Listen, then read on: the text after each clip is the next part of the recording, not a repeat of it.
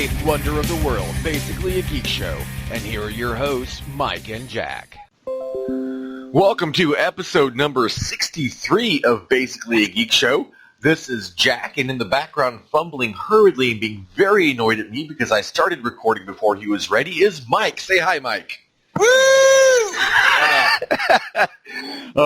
While he finishes doing what he's doing, we're going to... I've got everything I need, so... Ah, damn it.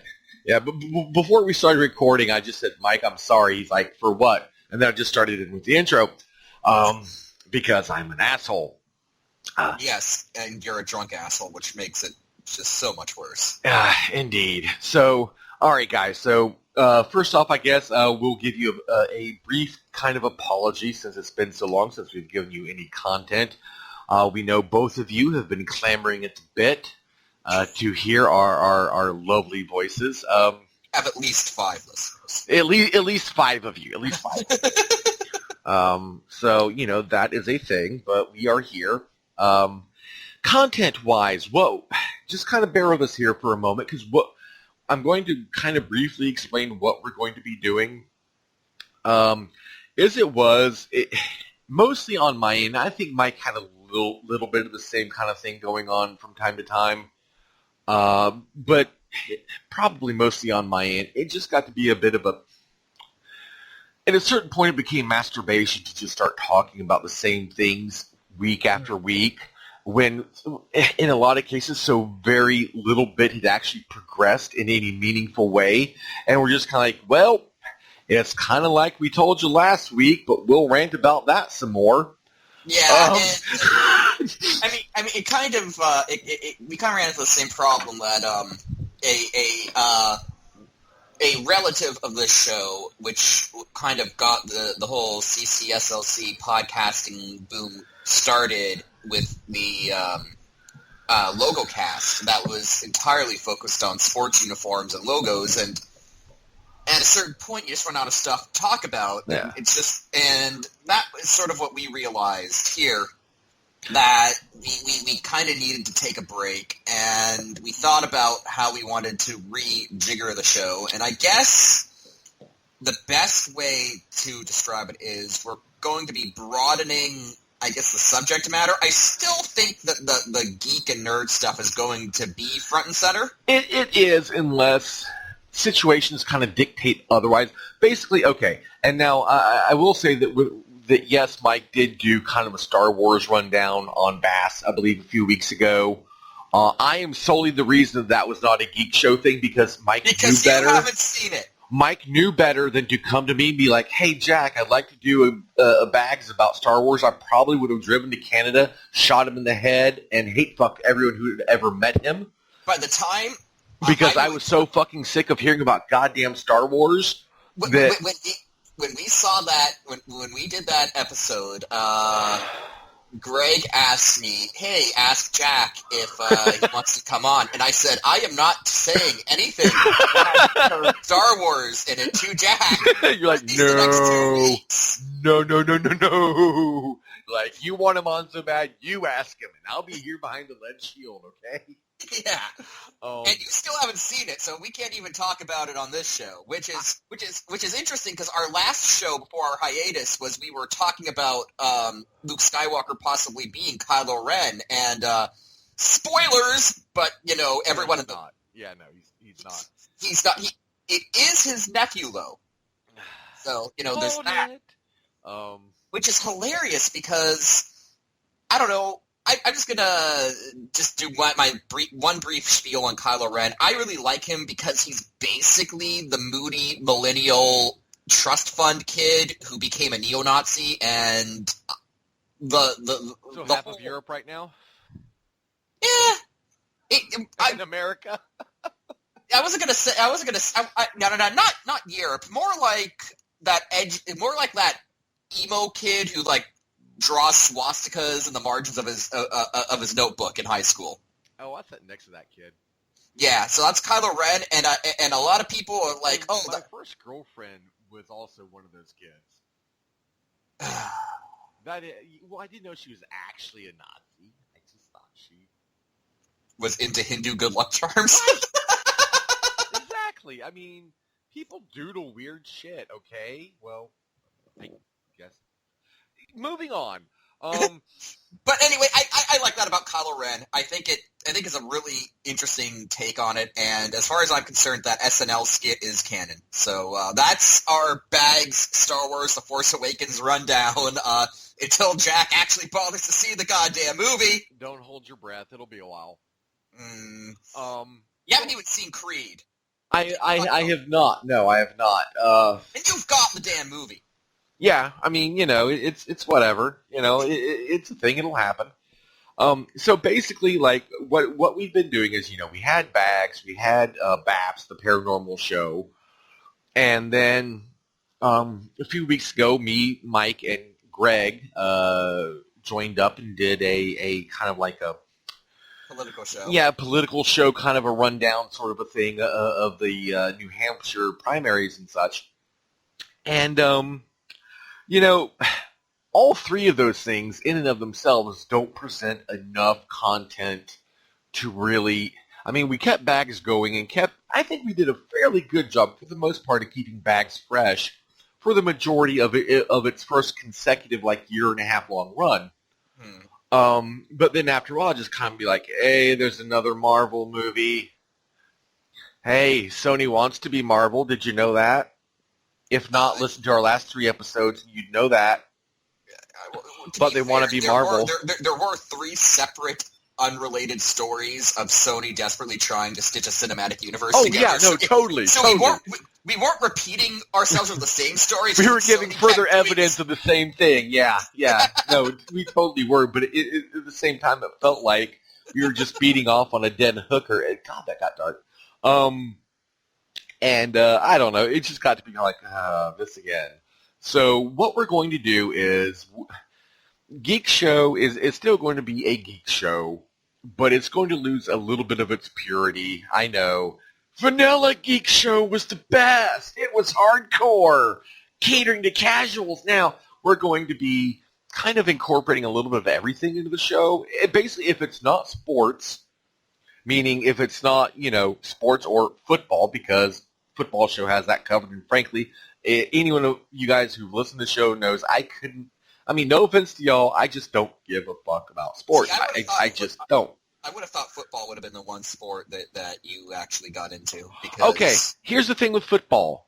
From the strategic aspect and everything like that, yes, I totally get it, and I think it's actually kind of cool in that regard. But you factor in, you get a bunch of fucking overpaid numbnuts fucking getting paid however many $1 million a year to throw a goddamn ball around. Oh, watch the CFL. The CFL. They all need They all need off-season jobs. Right. That fucking flog their kids nuts with bamboo sticks or whatever the hell they do. That was one guy. That was one guy, and then you got however many. Last year we had the guy who whipped his kid's nutsack with a tree branch. Terribly poor form. We also had the guy who punched out his punched out his girlfriend and drug her ass caveman style out of an elevator, didn't he? Yeah. We also had poor form. We also had Chris Carter, who was a respected former player at Not the guy who wrote the X-Files. No, different Chris Carter. State that a video of him leaked of him telling a bunch of rookies to, quote, get a fall guy.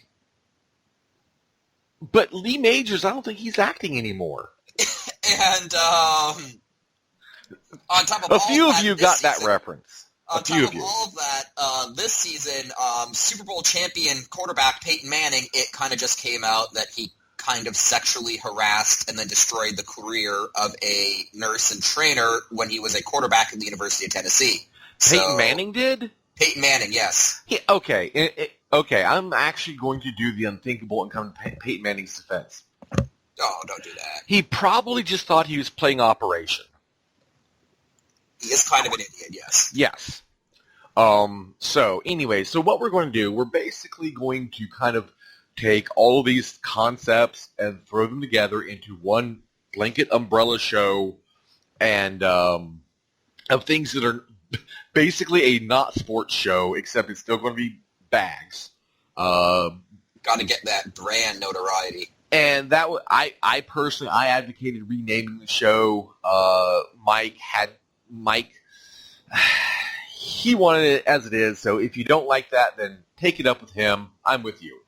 But we're still going to talk about geek stuff on it. Yeah, I mean, we are. And if it makes anyone feel any better, just imagine it's basically a generic show. We can keep the acronym. So right. And that probably means also that, yes, we'll probably end up having Greg on more often, providing he's willing and his schedule permits. I think Greg would cancel everything to jump on and talk about aliens for paranormal shit. So I think he would too. But again, it's a scheduling thing. So Greg is always, as well as Zach and Andy and whoever else wishes to come on. If they have something they want to talk about. Yeah. I'm sure we could get Andy on for some wrestling and get Zach in for some Dragon Ball-ness. We haven't actually caught up with Zach on Dragon Ball since we last talked on 63 about the Dragon Ball Super Show. But hopefully that's progressed nicely. I've been meaning to catch up on that. Maybe I will now that I have Netflix and Show Me. I swear to God, I thought for like the last 5 fucking years you had Netflix. No, I didn't have Netflix because Canadian Netflix has like a third of the content missing from the American Netflix. Right, but I've told you how many times how to get around that. Yeah, but I get it through my console, which I don't know how to do ISP trickery. Well, Netflix, it can be on your computer too, man. It's everywhere. It's cool like that. I want it on my PS4. Anyways, ladies and gentlemen. But I got Netflix and I got Show Me, so those two services together equal about American Netflix. Show Me, is that like Grindr? No. no, it's like off-brand Netflix. You could say it's like off-brand Grindr. Oh God, that's even worse. No, off-brand. As he currently closes his Grindr tabs. Grindr is as off everything as you need. No, okay. No, we're not talking about Mike's Grindr adventures. Moving on. That'll be showing it up itself that we should do something. God. Okay. Yeah, I really am kind of trash. Okay. So let's move on. Let's jump right into it. I know we just spent a while talking about how we're not going to be entirely geek-centric, but I think this is actually going to be a fairly geek-heavy episode. It is. So let's just jump right in and talk about Transformers 6. No. We're going to talk about Let's talk about 5 first. Well, okay, we don't know anything about 5. Exactly. Some news dropped today. Apparently it's going to be filming in the UK and Ireland. Okay. That's all we know about 5, although I do maintain... Tea and scones are the right of all sentient beings. Optimus Prime plays weird Scandinavian instruments. Wasn't that a Led Zeppelin concept album? I don't know. Anyways. Optimus Prime versus IKEA. That's Sweden, but it's Iceland. They're all Vikings. It's Europe. They're all Vikings. Anyway, what we know about 5 is at the end of 4, Optimus Prime said he was going to go find his creators, so I can only assume 5 is Optimus Prime punching Quintessons in the face. We hope. Well, I mean...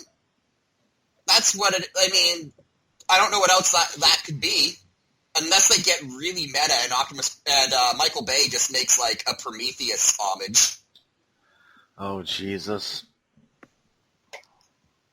Which Michael Bay trying to do Ridley Scott would just be about the greatest thing ever.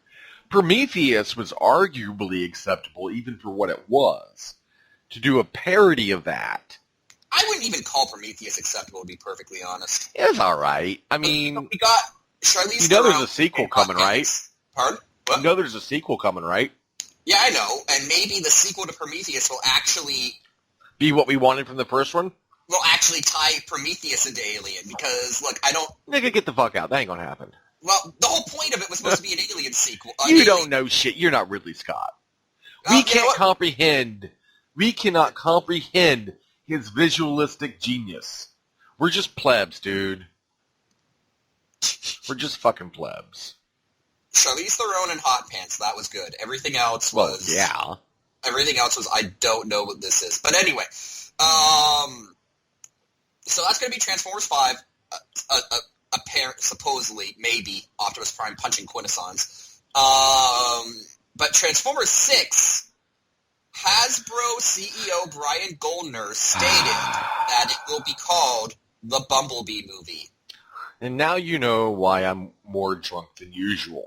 Or as I have decided I will refer to it as, Transformers 6... Bumblebee's Day Out.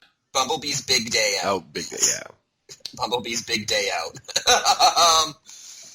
And, okay, here's the thing. This is why I insisted we talk about 5 first. It wasn't just number sequencing. Mm-hmm. It was the fact that we know next to nothing about 5. Mm-hmm. And yet here we are hearing all about 6 because it's fucking Bumblebee. That was my point. Bumblebee is the fucking... He's the fucking something, all right. He's the marketable... He's the... Marketable? The Wall of Bumblebee would beg to differ, sir. Well, the thing about the Wall of Bumblebee is you have to understand why the Wall of Bumblebee happened. The Wall of Bumblebee happened because kids were legitimately buying all the Bumblebee toys, and Hasbro decided we need more Bumblebee, so then they overcompensated. But the Wall of Bumblebee, in a weird way, is actually proof that Bumblebee, at a certain level, does sell really well. Here's the thing that I'm going to go back to, and we have said this on I don't know how many shows, not even just about Transformers, but in general, but I think we started saying it about Transformers. Mm-hmm. When your movie centers around giant robots fighting with laser guns in the city, you don't need extra kid appeal. It sells itself. I think over the course of the live-action Transformers series, if you just look at the marketing of it, it kind of reversed itself with Age of Extinction because that was sort of a soft reboot. But if you look at the first 3, from the first Transformers movie to Dark of the Moon, as far as the branding goes, you see Bumblebee almost eclipse Optimus Prime in terms of just exposure. Which is bullshit. But Robots in Disguise, or R.I. Derp 2015. Right.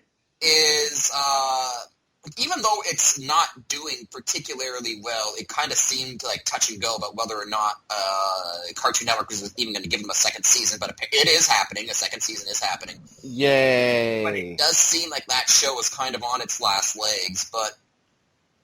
I mean, who knows? Maybe in season 2 they will actually... I mean, R.I. Derp actually, in spite of all of my trashing of it at the outset of hearing what it was going to be, it did have a lot of potential.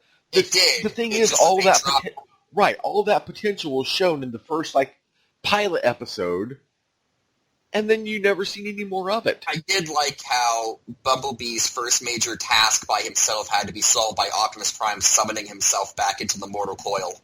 Yeah, and Prime didn't even know what the fuck was going on. Are you alive? I don't know. I don't know.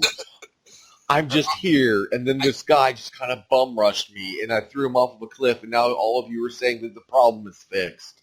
I thought Megatron was here. I just loved how everyone was, Bumblebee's whole team couldn't take down one Decepticon, and then Optimus shows up and throws him off a cliff. He's like, "What's that mean, man? Bothering you, Bumblebee?" Yeah. Show me on the action figure where the mean Decepticon touched you. But, I get the sense that... Okay. I'm actually gonna... okay. I get the sense that Hasbro wants to create, and they've actually talked about this, quote-unquote, their own cinematic universe.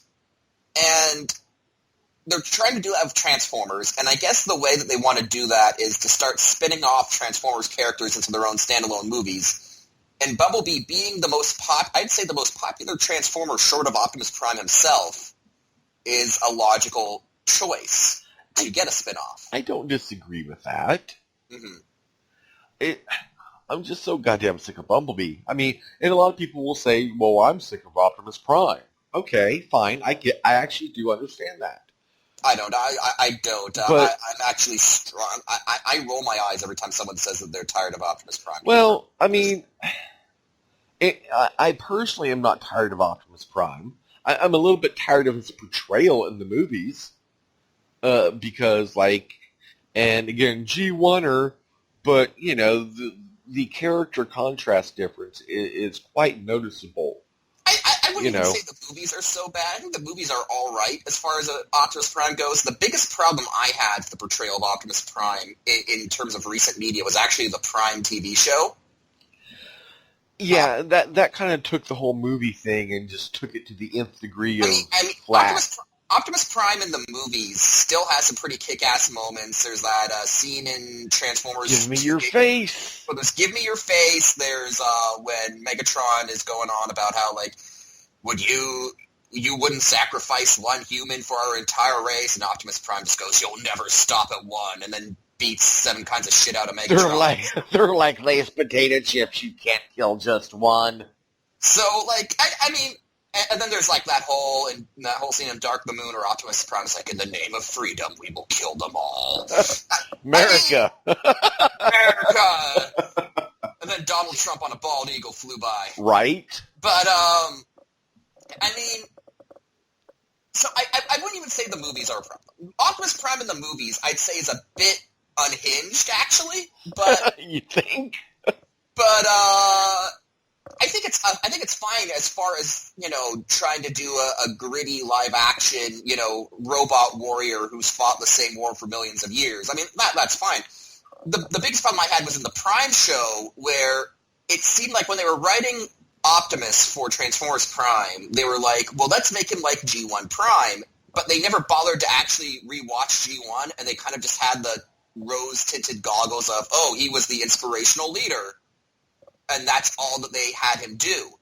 When in reality, Optimus Prime, he was that inspirational leader in G1, but he also had a bit of an attitude, right? I mean, Optimus Prime was not afraid to talk some smack. Yeah, no, he definitely wasn't. And, we've covered that before, but it's just kind of like, if you're going to look at the future of the movie franchise, you do kind of have to have that comparison, because people say, well, I'm tired of Optimus Prime, I'm tired of the same old cast of characters, but at the same time, Bumblebee is part of that. So if you're tired of Prime, then you should be tired of Bumblebee too.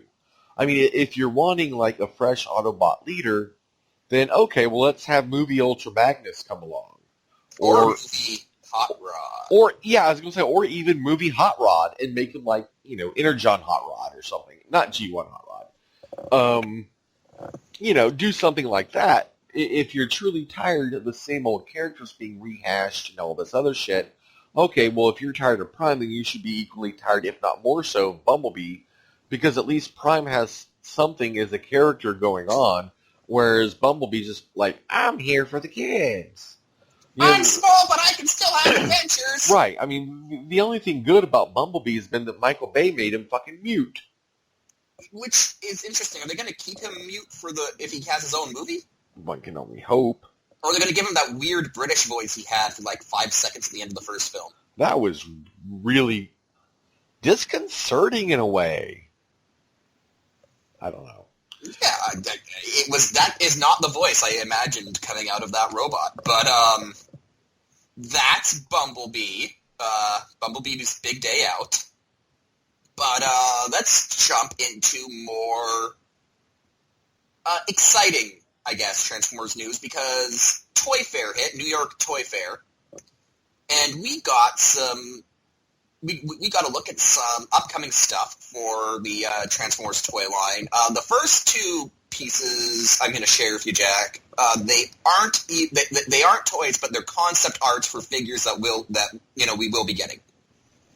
The first is Astro Train, who is going to be a repaint of Sentinel Prime with a Astro Train head. Woot woot. And that's whatever. I mean, I've already got Classics Astro Train from 2006. I'm not going to pick that guy. I'm not going to pick him up. I'm just going to get the Sentinel Prime version of that mold because Sentinel Prime's awesome. But I do want to share this other piece of concept art with you, which is Titans Return, Generations, Alpha Trion. So sexy. It looks like he's some kind of robotic lion.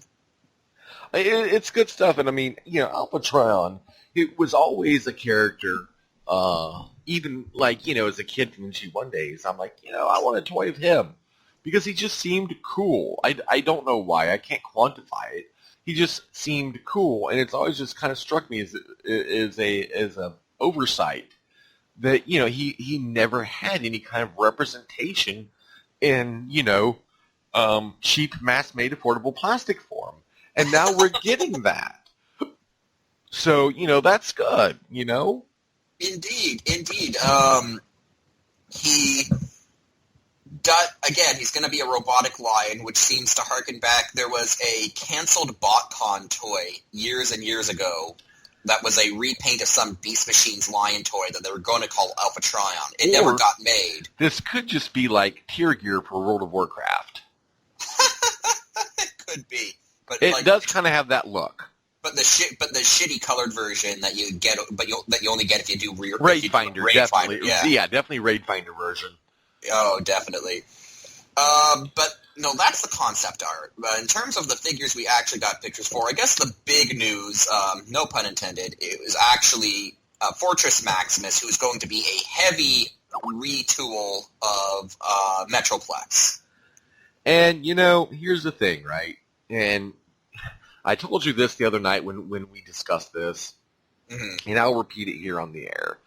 Fort Max, okay, Hasbro, I get it. You make a mold, you want to milk that fucker for everything you can, repaint it, retool it, whatever, to get your money's worth out of making it. I get that. I fully understand that. But your ability to get people to purchase it is going to significantly diminish at the $150 price point. And there is nothing here whatsoever that makes me see any kind of fucking point to this toy that makes me want to fucking get it. I'd say the biggest draw, assuming someone has, say, Metroplex, I'd say the biggest draw to getting this thing, is the double headmaster, because that is entirely new. Okay, the people who are going to buy this are going to be people who are big Fort Max fans, and most of those people, I would venture to guess, are going to be kids who in G1 they didn't get Metroplex, but they got Fort Max instead later on. Mm-hmm. And so, Fort Max is kind of like their Metroplex. And so they're going to have, a nostalgic attachment to it. See, I'm a big fan of IDW Fort Max, except... But this isn't him. Well, yeah, except that's the thing. In IDW, Fort Max isn't a giant city bot. He's actually just a slightly bigger than normal Autobot who is a prison warden. Right. So, Fort Max, my ideal Fort Max hasn't been made because he'd be about Voyager size and just kind of be a regular dude. But, so this thing doesn't... the only thing here that seems appealing as a concept is the double headmaster, because you've got the Fort Max head, which transforms into Cerebros, and then Cerebros' head transforms into Emissary. So, you've kind of got that Insection thing going on. Yeah, I mean, he does have a cool alt mode where he transforms into aircraft carrier concept art. Mm-hmm. Is the only way I could describe it. I mean, you know the one I'm talking about. Yeah. It's sort of like a tank and an aircraft carrier. Yeah, a terrier. That's a dog. Yeah, I know. I tried to be Thew and it failed. So, one day we will get him on this show. Yeah, I will keep pestering him somehow through YouTube. I mean, he started doing conventions now, so maybe he's branching out a bit. Maybe if we can get him to come to TFCon in Toronto, the Toronto convention every summer, then that would be my in to harass him in person. Maybe. But anyways, yeah. But so that's Fort Max. Again, not a lot going on in terms of difference for Metroplex. If you have Metroplex, that's going to be a hard sell unless the double... well, it is a headmaster, but they're calling all the masters Titan Masters this go-around. So, unless the double Titan Master deal is just really up your alley, I don't see why you'd get this necessarily. There is a third-party Fort Max out there that's actually done in the style of IDW Fort Max, and honestly, if I'm going to pay huge sums of money for a Fort Max, it's going to be for that one, because Right. I love my IDW. But let's move on to the opposite end of the scale. Generations, Titans Return, Legends revealed at New York Toy Fair. The three that we got were Laserbeak, who is a straight repaint of Buzzsaw, Rumble, who is a retool of Rewind. The renders here have him as a straight repaint, but the physical models that they had on site had a newly redone Rumble head. And Wheelie, which is an entirely new mold and is going to feature sync compatible with the Titan Master figures. So you can have a little toy Wheelie that a little tiny man who turns into a head can drive around. I'm going to let that just kind of resonate for a moment. Well, you know, it's... I mean, I get it. They're recreating, like, the classic last gasp gimmicks from, you know, the late 80s, early 90s, which, you know, even at the time as a kid, I'm kind of like, okay, you guys are reaching a bit here. Well, I think a lot of it is that enough time has passed and those things have become nostalgic. Right. Yeah. Now those are kind of like nostalgia wanks. I fully get it. Even Wheelie kind of has a place now, I guess. Though. Well, there's that. I mean, you got the only Wheelie you'll ever need, the one I sent you. Right. And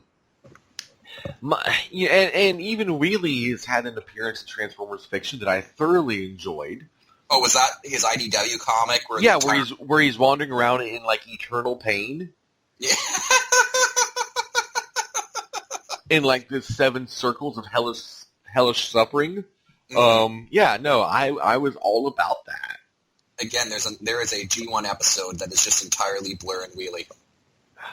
Yeah, I know. Thanks for reminding me of that. Fuck you, asshole. But jumping up a size class, Titans Return Deluxes. This is where a lot of the interesting stuff starts to happen, because here we have Blur, Scourge, Mindwipe, and Chromedome. And Chromedome is awesome because with this figure and Titans Return Rewind, who's going to be among some of the first Titans Return figures, we're going to get Chromedome and Rewind. True so story. That's awesome. When I was a kid and I got Scourge, I think I got him for Christmas one year, my birthday or something. I honestly thought he transformed into a bar of soap. I think everyone does. It's either the things I've heard Scourge's G1 although described as have been bar of soap or space boat.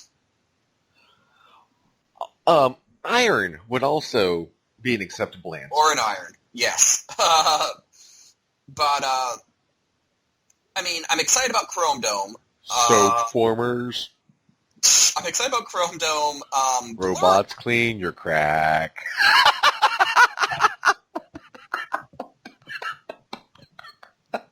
So I take it I can put you down for one Titans Return Scourge then. No. But we've... I'm not all that into Blur because I got Generations Blur and I don't need a version where his head turns into a little man. Chromedome's cool because he's got the IDW robot mode but the G1 car mode, so that's kind of cool. And Mindwipe just looks really awesome because he's an evil bat robot. But the Scourge one I'm just not getting. And, okay, I get that they're doing Scourge because they did Galvatron, Galvatron is going to be a Voyager in Wave 1 of Titans Returns. But here's the thing. Galvatron's a Voyager. And we've got Cyclonus as a Voyager from Combiner Wars. And now Scourge gets in on the action, but he's a deluxe. It kind of seems weird that 1/3 of the 86 villain power trio is going to be a class size smaller. It kind of seems that, like I'm just saying, Scourge should be a Voyager. Well, travel size soap. Yes, Rami. And that is Rami saying hello. So that is basically all of the Generations Titans Return stuff, that's been revealed. We do know of course, a few other things people have guessed. Astro Train panning out, Alpha Trion, that sort of thing.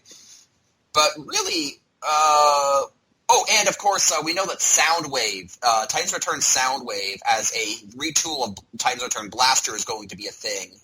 That was revealed, but not shown at Toy Fair. And Power Master Optimus Prime from Ultra Magnus.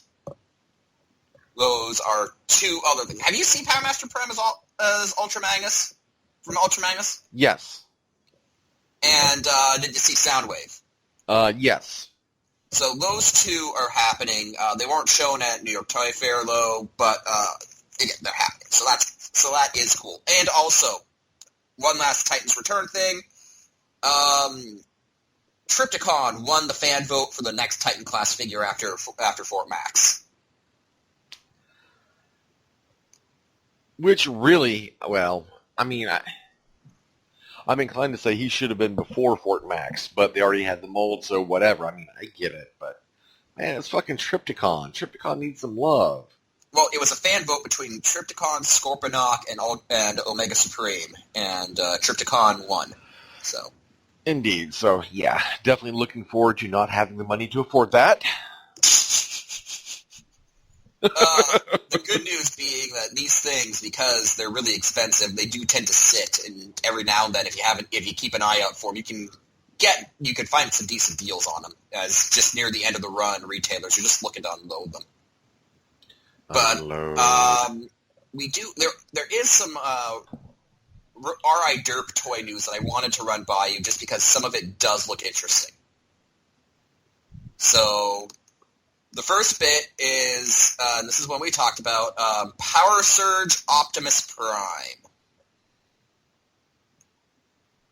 which is RID 2015 Optimus Prime decked out with all of the power armor. And okay. I know you said you're inclined to like this. It's cool. Conceptually, it's cool. Design-wise, it's pretty cool. Execution-wise, okay. Let's start with the Aquamarine Tidy Whities. Mm-hmm. Why? Not just a weird color choice. And, okay, they've got this fucking bird on his chest, right? With the feet folded up under its body to form, like, this chest plate. Mm-hmm. They couldn't even be arsed to fill in, like, the foot mold on the bird, so it's like this hollowed-out plastic. It just looks really cheap and stupid. Mm-hmm. So, again, what are you doing? I love the wings and the sword and the face mask and all this other shit. I love the idea behind it. I love, like, the overall design concept. But, like, the execution is like, whoa, what? The bird I'm really confused about, because that looks like it's a sort of a breastmaster. That breastmasters were a thing in Japan. And that was kind of what this concept was. It was like a bit of armor plating on the front of the robot that would transform into like a mini animal. The most well-known example of that being Deathsaurus, who was the main Decepticon villain in Transformers Victory. But Optimus Prime never really had that, so It's interesting. I will say one thing about this, though. This has great repaint potential for Nova Prime, if they want to go down that road. Oh, definitely. I mean, if nothing else gives it away, then certainly that vehicle mode, that reminds me a lot of the third-party Nova Prime that we had last year. Mm-hmm. Make toys. Yeah, or as I defiantly call them, make toys. There's actually a debate going on right now about what their real name is. Like, apparently, like, no one knows if it's supposed to be make toys or make toys. Maybe that's what they want you to think. But, yeah, I mean, this looks like it could be a mass retail Nova Prime easily. And I gotta think that's happening now that you've played Transformers Devastation, Jack. Yes. I mean, Nova Prime was a huge plot point, and, spoiler alert, the ending pretty much sets up a sequel for Nova Prime being the villain.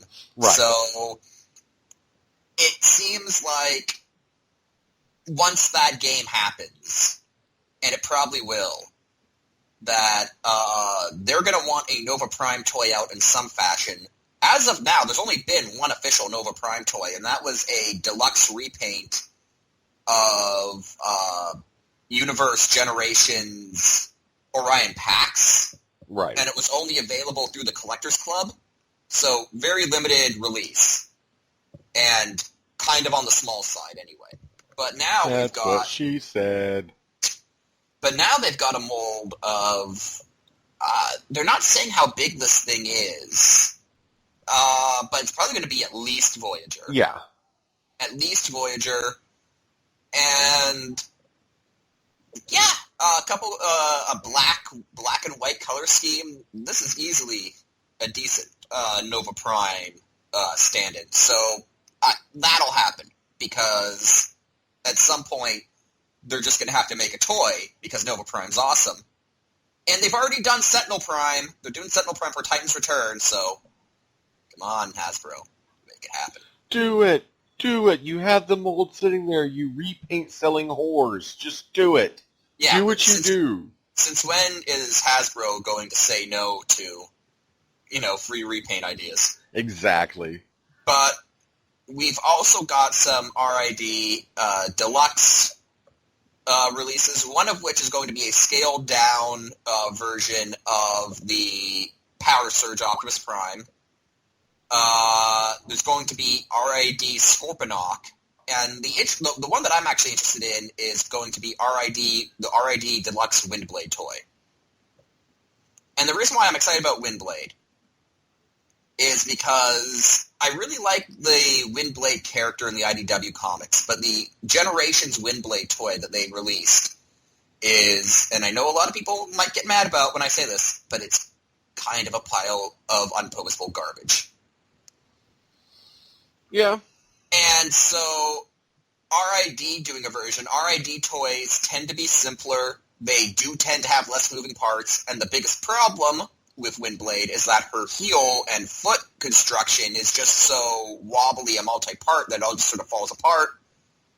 Here, simpler toy, simpler transformation, less potential for things to go wrong. So that's why I'm interested in this, to get a version of Windblade that, does stuff. Right.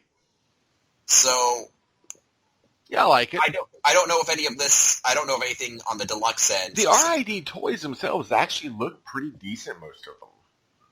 Yeah, there is some good stuff in there. I've sat most of the line out, but the pieces I have picked up, they seem solid. I don't care for the poker chip faction symbol deals that they've put on, which are just a blatant attempt to try to get you to scan the toys into their stupid mobile app. Why do I have to have a cell phone to collect Transformers now?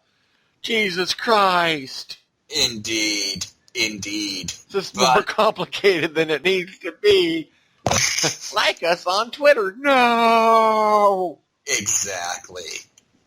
I don't want social media shouldn't be butting its ass into everything, but it is, unfortunately. One of these days, someone's going to sleep with a prostitute, and she's going to be all like, Follow me on Twitter and like me on Facebook. Oh my god! Speaking of things that made you go, oh my god. Let's talk about the new Godzilla movie coming from Japan.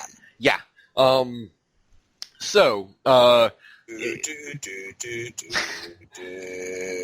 People who have, listened to the show before and remember Godzilla, Toho doing a new Godzilla movie will be out in Japan July of this year because they don't fuck around.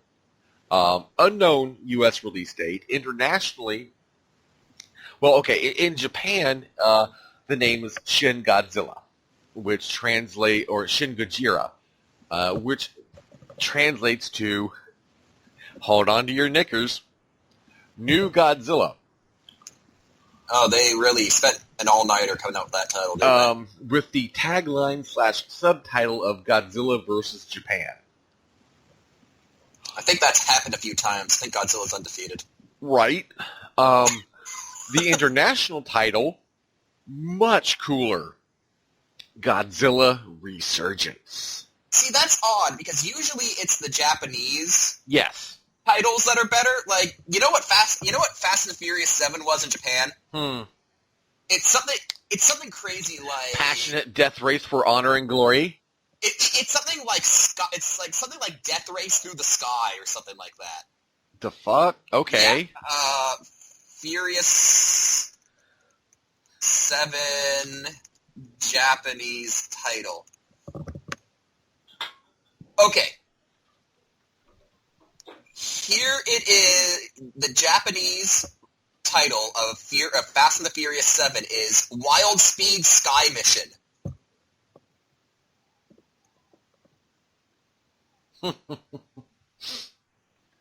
Sorry. I see Fast and the Furious 7, I roll my eyes. I see Wild Speed Sky Mission, I need to fucking see that movie. Right.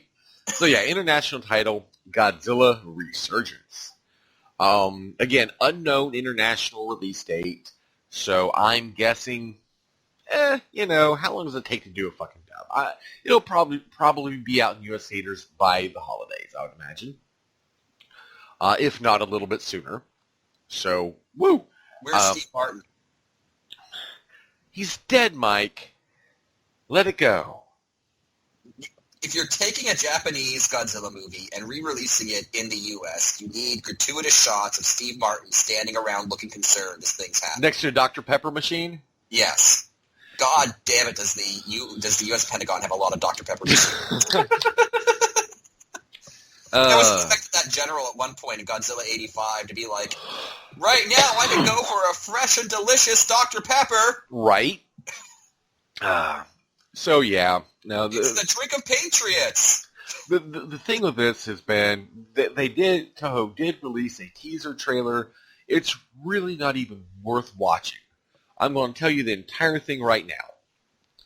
A bunch of Japanese people running through the streets in a crazy panic, all kinds of shifty, shaky cam shots, followed by the Godzilla roar from 1954. Boom, the end. Does anyone yell out, Gojira? No, I just told you the entirety of the trailer, and then it says July 29th, 2016. And there you go. Don't even bother watching the teaser. It's not worth a fuck.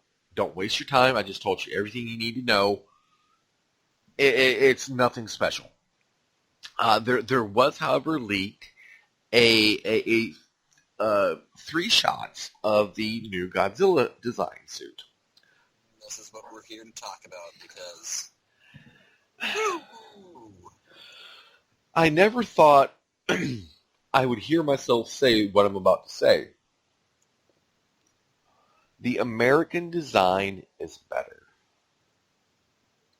Wow. At least as it stands on the surface with no context or anything else being known about what this is. Mm-hmm. Just looking at just the one picture compared to another in a vacuum, the American design is better. Now, the new, the picture is, and I'll have Mike see if he can, we'll grab a link to the picture and put it in post and hopefully Greg can put it up when he uploads the episode. We'll have it as the episode cover image. But it's okay. Imagine if Godzilla were kind of like a zombie. I describe it as it looks like someone took a pile of crap and carved Godzilla out of it. Like, okay, it definitely looks like his flesh is maybe not decomposing, but I don't know. I don't even know how to describe. Very worn, very tattered, kind of a thing. His teeth, like his mouth, goes back almost to where you'd expect his ears to be. And there's so he's got a Joker. And there's teeth going down the entire run of the jawline. He's got a Joker smile. A very proportionately small eye that's just really beady, really unnerving. And Toho said that they wanted something, that would basically give you nightmares. And this kind of, to a degree, it does fit that bill. I'm just not sure if it does it the right way. I mean... and I've seen some other, I've seen three photos of the actual suit, and then I've seen, concept art or official art. I'm not sure the source of the art that I've seen, but it almost makes it look like, in the art, it makes it look like the skin, like you can see muscle in between skin to where the skin itself, the outer scales, almost look like armor plating, and you can see, muscles in between it. Now, you had a theory as to what the plot would be based on this character design. Well, I have a plot, or I have a theory, and then I have something that I heard on the internet, because, of course, as soon as I see this, I'm like, okay, well, what the fuck is going on here? Mm-hmm. And, okay, you look at the head sculpt of this design, and for me, instantly, I thought of the 1954 Godzilla. Well, now, of course, this is 99.999% chance going to be a reboot. It's probably going to ignore every Godzilla movie that took place between 1954 and now, because that's just what Japan does. So essentially, think of it as a direct sequel to the very first Godzilla movie. Right. Toho has rebooted Godzilla in the same fashion.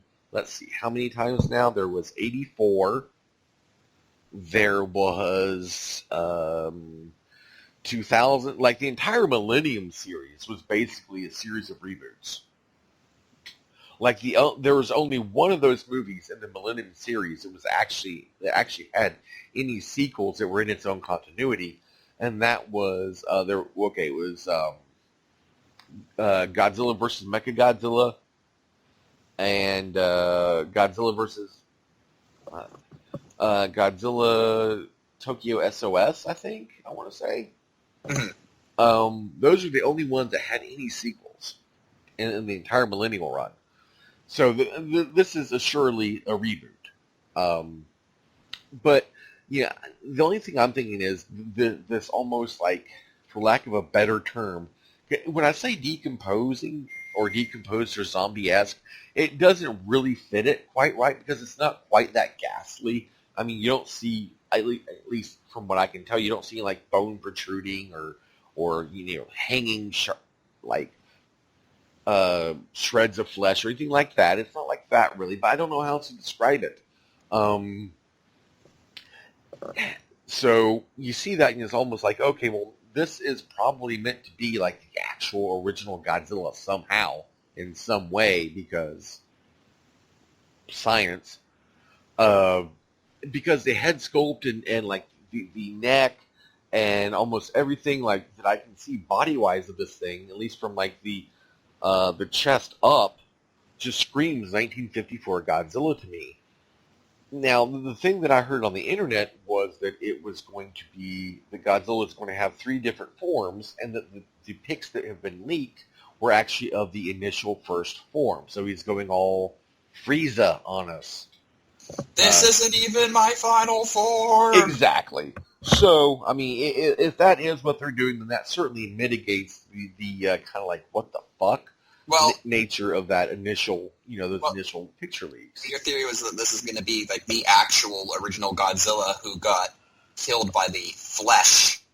No, it was the oxygen destroyer, was the it? oxygen destroyer, yes. Well, and so that's why he looks all zombified, because this is Godzilla, basically, he got fucked up by that oxygen destroyer. Yeah, reconstituted, either reconstituted somehow, or, they do some retconning on the original movie, which they've certainly been known to do. So, we'll see. I of course, I'm looking forward to it. I'll see it regardless, because it's Godzilla. It's one of the few franchises I am blindly loyal to. But, we'll see. And I'll probably end up liking it at least to some degree.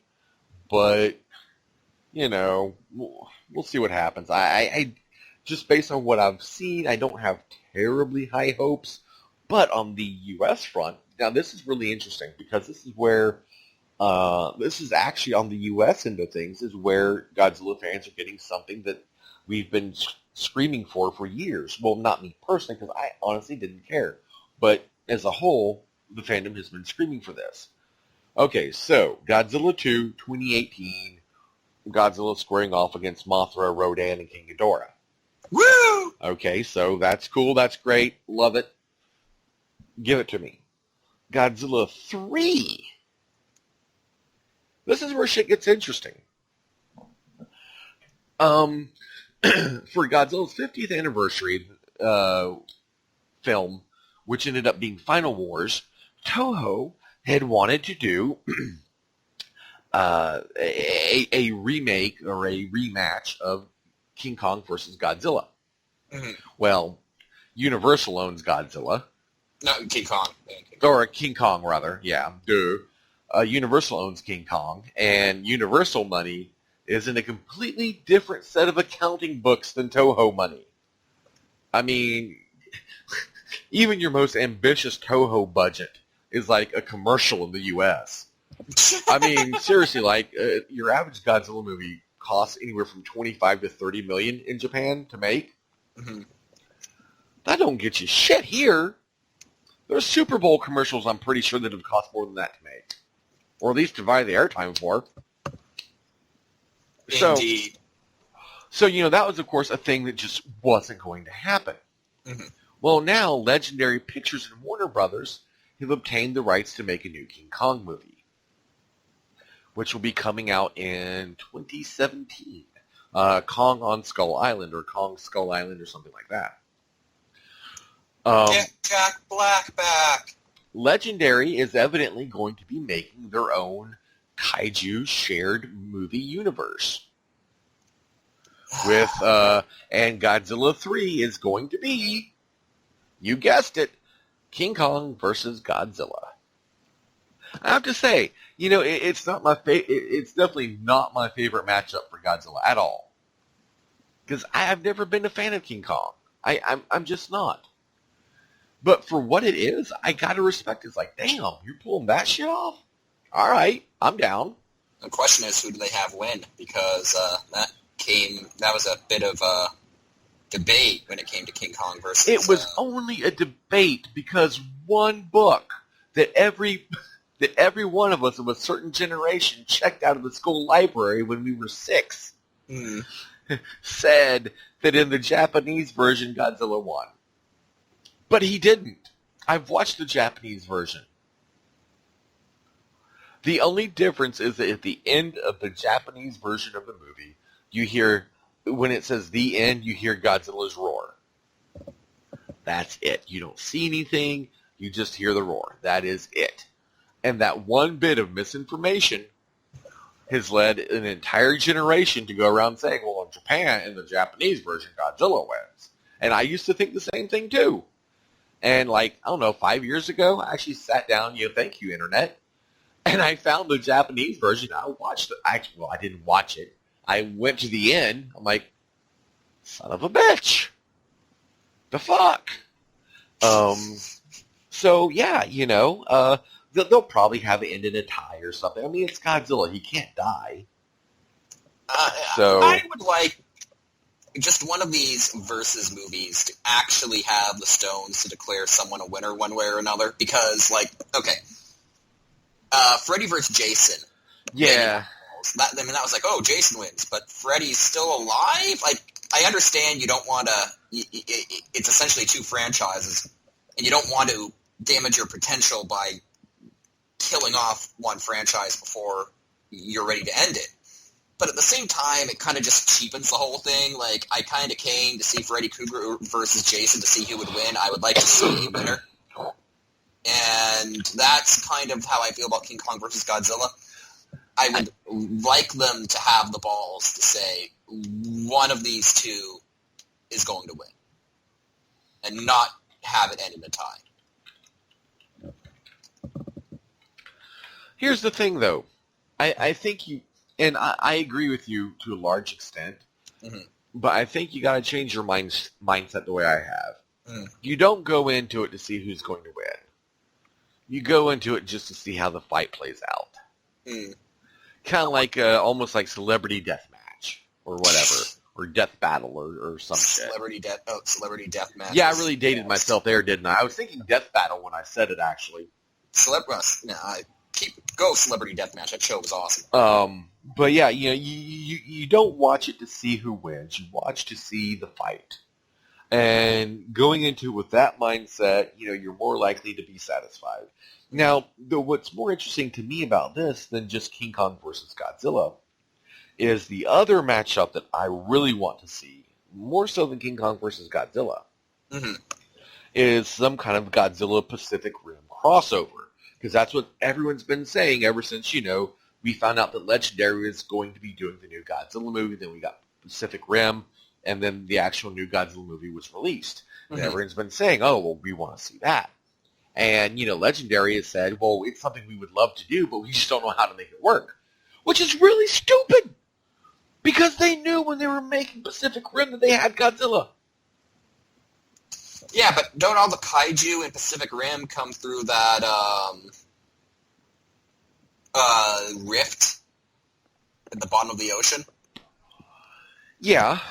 So how does... but Godzilla doesn't come from that rift, so how does Godzilla Nigga, work? shut up. Okay. I'm just watch the movie Legendary gives you. Well, they're not going to give it. I think they will, actually. As soon as they can figure out some way to kind of, make people like you shut your whore mouths. Again, don't go into a kaiju movie expecting sense or plot or movie stuff. You go into it to see awesome. And these two, while not mutually exclusive, don't have to coexist. You could have an awesome kaiju movie and not have a plot, not have characters, not have anything that makes any goddamn sense whatsoever. And, of course, you can also have a kaiju movie that has none of these things and still sucks. Looking at you, Cloverfield. I think it will happen. I think you'll probably see it. Godzilla vs. King Kong tentatively is scheduled for 2020. And I would expect to see at some point while they're hashing all that out, they're going to announce that probably like 2021 or 2022, you're going to see, some kind of Godzilla Pacific Rim crossover. Or didn't they say that in the Pacific Rim universe, Godzilla would be like above the highest rank of kaiju they had? Yeah. I think it was like a Category 5 was the most dangerous kaiju that existed in Pacific Rim, but they said that Godzilla would be a 6. Yeah, something to that extent. I'd have to go back and look through it again. But I think it's something that every kaiju fan just really wants to see because it's just, you know that these two franchises are under the same house. And your natural incline with these kind of movies is to be like, okay, well, I want him to fight him and so on and so forth. And furthermore, well, I think we did say that Pacific Rim is going to be getting a sequel, didn't we? Yeah, it looked like it wasn't, but then someone in the studio liked it and championed it, so... Yeah, I remember us doing that a few months ago. It did not... Pacific Rim did not do as well as a lot of people would have liked it to have done. It did, but my God, it was such a great movie. I mean, it really was for what it was. I think people just weren't maybe ready for it at the time or something. And then, now that you've got the new Godzilla and all this other stuff, people are a little bit more appreciative maybe. And I think in a lot of ways, the Marvel Cinematic Universe has kind of helped with that too. To help people kind of like take into scope like things that are bigger than what we're used to seeing. And, at least in terms of like battles, right? Not necessarily characters, but battles and shit like that. In a modern environment. Not like these Tolkien-esque things. But yeah, so, I think it's a really cool idea if Legendary can pull it off, which, they might. Either way, it'll be entertaining to see. The new King Kong movie will probably be, I'll see it, it'll probably be decent enough. I know you like the Peter Jackson remake of King Kong, yeah. When we had our discussion about that the other night, I didn't dislike it like a lot of people did. I just think it's too fucking long. Like I don't disagree with that, but everything that people would cut from it is actually stuff I do kind of like in a certain way. I like the atmosphere of it all. I do too. I mean, they did a wonderful job of like recreating this 1930s environment kind of a thing. You could see there was so much care taken in the sets and all this other stuff, and it's beautiful to look at. It's just not all that much fun to watch a lot of the time.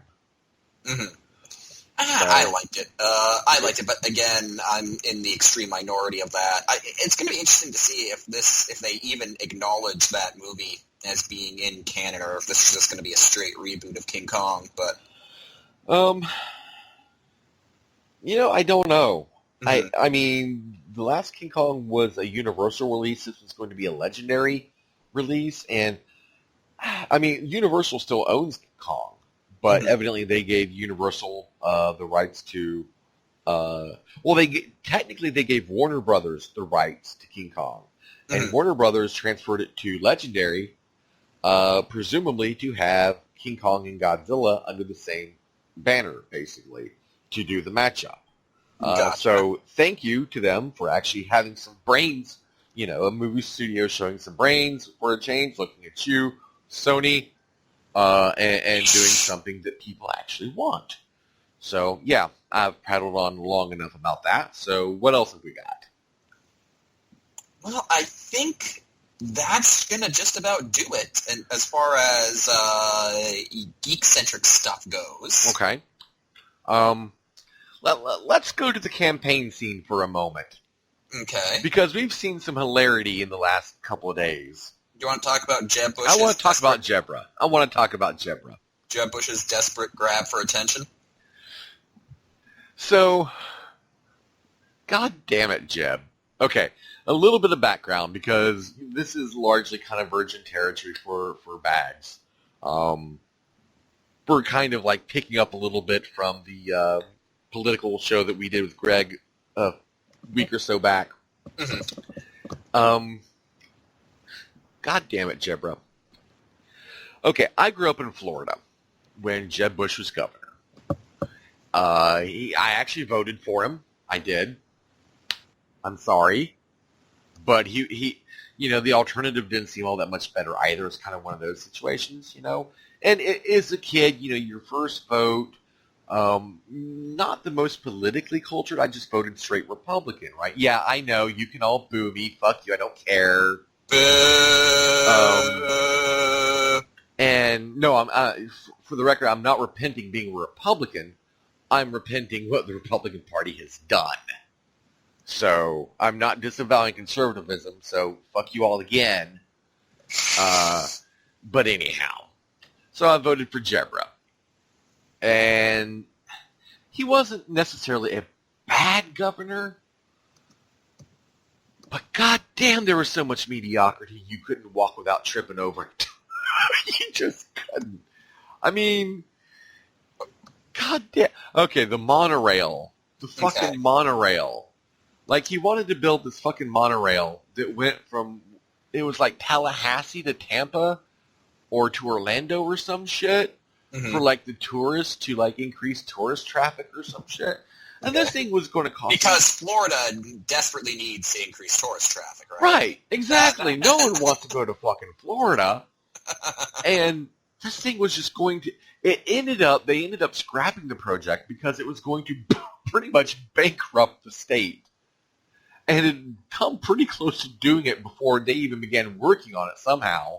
Mm-hmm. I guess they just paid people so much to sit there and talk about it that it was just bankrupting the state to even think about it. And just, Jeb, okay, people don't understand when I say, though any of you who grew up in Florida who listen to this or know anyone who did and can ask them, they will probably agree with me when I say we got the smarter of the Bush brothers for president. I know that's hard for a lot of you to understand because, oh, look, a kitty. And I'm convinced that humans and fish can coexist peacefully. My favorite is, and then those 13 colonies went on to found a nation of over 300 people. Yeah, over 300 people. Yeah, I mean, I totally get where you might like look at me and just kind of blink with your mouth agape when I say we got the smart one. Because Jeb seems so much more articulate. He seems so much more not like W, right? So you think, okay, well, this has got to be better. No, it's really not. Because at least W was three-dimensional. Mm-hmm. W had substance to him. Mm-hmm. Unlike Jeb, who's just kind of, okay, he's just a Republican. Mm-hmm. He is just a Republican. There's nothing in his mind beyond the Republican. He's just a programmed servant of the party. That's all he is. And if that's what you want in a candidate, then Jebra is what you want. But he's also spending $1 million a day. Yeah, he's spending $1 million nationally. Yeah, Jeb is spending $1 million fucking dollars a day, and he's polling at 3% nationally, and it's costing him $1 million a day to do this. That's a shitty term. That's a shitty return on your investment. Ross Perot did better than that. Ross Perot polled at like 15% nationally. And on top of all of this entire campaign has been the story, at least from a certain perspective, of Donald Trump taking Jeb Bush and breaking him. Yeah. Yeah, it really has. And it's been hilarious to watch because not the last Republican debate, and not the one before that one where Trump didn't participate because he said "fuck you" to Fox News, but the one before that, which basically amounted to the entire debate was basically Donald Trump mocks Jeb Bush. Yeah, shut your pie hole, Jebra. I mean, the entire thing was like Jeb Bush going like, "I'm going to be tough on terrorism," and Donald Trump being like, "Yeah, Jeb, you're a real tough guy." It was merciless. But Jeb Bush, I guess, is desperate to try to remain relevant. When really, you look at his poll numbers, he and Ben Carson just need to drop out of the race already. Yeah. Okay. Sorry, go on. I mean, it's not happening for either of them. Right now, the Republican conversation is Trump, Cruz, Rubio, and Kasich. That's the discussion. Carson, Jabra, go home. It's not happening. Yeah, no, it's really not. And the thing, okay, this desperation that you mentioned from Jeb has never been more apparent than it was yesterday or maybe the day before in that fucking Twitter post. Okay, for those of you who have not seen this. Oh, this is sad. Jeb puts up a picture of a handgun, a monogrammed handgun that says Governor Jeb Bush. And he posts one word along with this picture. Brace yourselves, kids. America. Oh, God. He's trying so hard. He's trying hard to do something. I don't even think he knows what he's trying to do now. Because He's trying to stay relevant, and he's trying to tap into that uber-nationalist sentiment that Trump seems to have captured. Right, but Trump is tapping into, okay, for one thing, and this, okay, in other election-related shit, Dick Cheney, before Trump, some of you may know Dick Cheney is the Republican that everyone wanted to kill before Trump ran for president. I would also call Dick Cheney the real-life Ernst Stavro Blofeld. Right. But Dick Cheney came out and said that Donald Trump was something like a hardcore liberal. Oh, yeah, a liberal Democrat. A liberal Democrat. Yeah, a liberal Democrat. Mm-hmm. And in truth, a lot of Trump's policies by Republican Party standards that he is, in the past that he has advocated have been liberal. So for all the people, Trump has said some controversial things, and I'm not here to say that I agree or disagree with him. With me and Trump, I've taken a lot of heat for being a Trump supporter, and I really don't give a fuck. But I'm not going to say what I'm about to say to justify myself because I don't think I need to. Mm-hmm. But I'm going to explain it just to give you a bit of an insight as to how my mind is working. Okay. Our political system is a complete joke. I don't take any of it seriously. I don't. It's rubbish, people. And if you think that you going out and pulling the lever for Sanders or Clinton or Trump or Rubio or Cruz is going to make any fucking difference. Well, I think Rubio ought to pack it in now after Rubiotron 5000.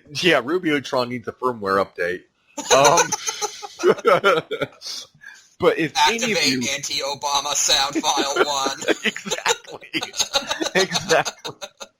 If any of you think voting for one of these clowns is going to make any bit of difference, pro or con, if you're feeling smug and self-satisfied that you're voting for Sanders or for Clinton or for Cruz or for Rubio or whoever you're voting for and you think you're making the world a better place by doing this, you're fooling yourself. And if you think your friend or your family or some random bloke on the internet is part of what's wrong with the world because they're voting for Trump or for Sanders or for whoever, and you're like, oh my God, they're wrong, then you're also fooling yourself.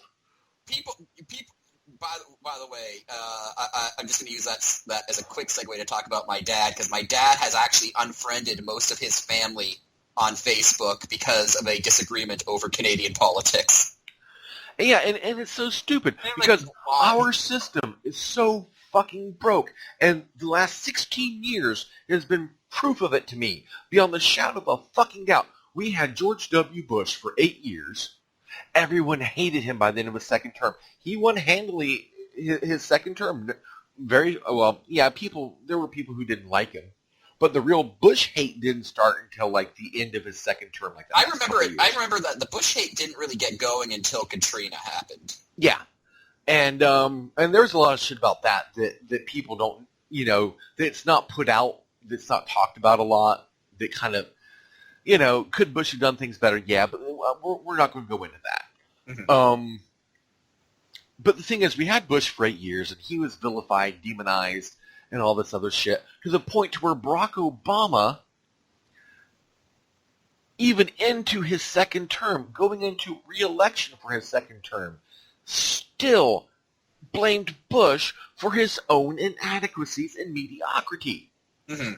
He kept saying, well, my predecessor left us, blah, blah, blah, blah, blah, blah, blah, and I've been trying to Okay, Barry, that will only get you so far. Assuming you're one of the people that believe this. And, okay, to be fair, that statement from Barry in the beginning does have a certain bit of weight. Bush did some stupid shit towards the end of his term. Stupid shit that Barry turned around and did even more of. Okay, if you hate the TARP shit, corporate welfare, that Bush did, because, big Republican, evil conservative, he's giving money to the corporations. Barry did the same thing, except more of it. There was the... I hate Bush because he went to Iraq, and we shouldn't be going to war. Okay. Well, look at the military engagements Barry's gotten us into. He's expanded the war on terror, except he hasn't even bothered half the time to tell anyone he's fucking doing it. You can't even fucking go for a leak in Pakistan without getting killed by a fucking drone, for crying out loud. I mean, for Christ's sake. That seems to be Obama's weapon. Nothing's safe in Pakistan, including the goddamn cows. I mean, come on, people. Barry is Bush 2.0, but because... Barry had the good sense, though, to look for Osama bin Laden at his house. Right. But because people, when they say, and this is entirely branding, it's all branding. God damn it. Because I would actually agree with that to a degree. Because I know a lot of people on the political left who are disappointed with Barack Obama because they say, oh, he didn't deliver when he promised change, he didn't deliver. They say Guantanamo Bay is still open. Right. The U.S. is still engaged in, enhanced interrogation techniques. The U.S. is still conducting NSA surveillance, right? The Patriot Act, all that stuff continued under Obama. Right. Yeah.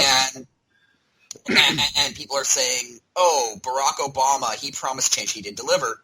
And I called this attitude back in 2008 when he was first running on the Hope and Change slogans. I said, people are going to hate him because they don't realize that he either can't deliver or isn't campaigning on the issues they're campaigning on. Right. Barack Obama, okay, and I'm going to borrow a phrase from Marco Rubio and hopefully use it better. We've got to dispense of the notion. Initiate anti-Obama file, Soundwave 1. I'm not even going to be anti-Obama in this. I'm just going to say that we need to dispense with the idea that Barack Obama is some kind of far-left Marxist or socialist. He's not, okay? Barack Obama is, at the end of the day, he is... I'd actually kind of say he's the Democratic version of what you described Jeb Bush as being. Right. He is a Democrat. He is a boilerplate Democrat. And when he mentioned, if you actually listen to what Barack Obama campaigned on in 2008, and to a lesser extent 2012, although he really didn't have to do much in 2012 because Mitt Romney happened, but I wouldn't even say Mitt Romney happened. I'd say the Republican Party happened to Mitt Romney. But in 2008, everything Barack Obama promised is basically middle of the road, left of center, boilerplate Democrat. He, under his term, the tax rate for, the top tier earners has gone up slightly. And the U.S. has taken a slightly less hawkish foreign policy stance. I would disagree on that last part. We've been just as hawkish. We've just been less open about it. Perhaps, but I'm talking about, the rhetoric. The rhetoric, the face that the administration's put forward. Yeah. That the United States, on a foreign policy level, has been less hawkish, and to Barack Obama's credit, he's done a lot. He's done a lot in terms of opening relations with Cuba and trying to start a dialogue with Iran that hopefully can lead to better positive results for everyone long term. But the fact is that, on the whole, Barack Obama is he's just your standard Democrat. He's not a socialist. He's not a far-left winger. And he's actually delivered on the vast majority. I don't want to say the vast majority of promises, because a lot of stuff he did try to do that just couldn't happen. Like, he couldn't close Guantanamo Bay once he tried to do it. Like, it just wasn't possible to do it. He did make the attempt. And I think to a large degree, I think that there was a lot of information that when you're running for president and you're saying, well, I'm going to do this, and I'm going to do that, blah, blah, blah, blah, blah. I think part of that I don't know if this is everything that happened in Barry's case. I'm talking mostly in kind of like a general sense. But to apply this general idea that I have about this to Barry, like, okay, so, he's talked about closing Gitmo and all this other shit. I think that there's a lot of things that he didn't know going into the campaign. Right. That you can only, basically that he wasn't cleared to know. And he only got to know certain things once he was president. Right. And I think part of it might be that, he got in office and he did try to close Gitmo. He didn't put up too much of a fuss about it, though, when he wasn't able to. And I think it was largely because he realized, okay, it actually does have a reason for being there. And I guess what I'm trying to get with in all of this is that in terms of what people voted for, in terms of what Barack Obama said he was going to campaign for, you didn't get single-tier health care. You didn't get nationalized health care. You got the Affordable Care Act, which was a step in that direction, but it wasn't that. But, it's modeled after the fucking plan that Mitt Romney instituted in Massachusetts when he was governor of that state. So in terms of calling Obamacare nationalist, socialist in nature, it's really not. In terms of foreign policy, again, he's taken a less hawkish stance on certain issues, and he's definitely opened up dialogues with Cuba and Iran, but the war on terror has continued. And economically, again, on the top tier earners in the United States, he did raise their taxes slightly. So, all in all, anyone who actually bothered to listen to Barack Obama in 2008 knows that essentially you got what you voted for. When he said change, he wasn't talking about revolution, right? All Barack Obama went by change was, we're going to go from a boilerplate Republican stance to a boilerplate Democrat stance. He just found a way to package that in a very attractive package with the whole hope and change bit. We're going to take the ideology slider from 2 clicks to the right, and we're going to slide it to 2 clicks to the left. No, exactly. That's exactly what he said he was going to do. He marketed it with the hope and change rhetoric. And then, when he did what he actually promised he'd do, everyone on the left wing was like, oh, well, he didn't go far enough.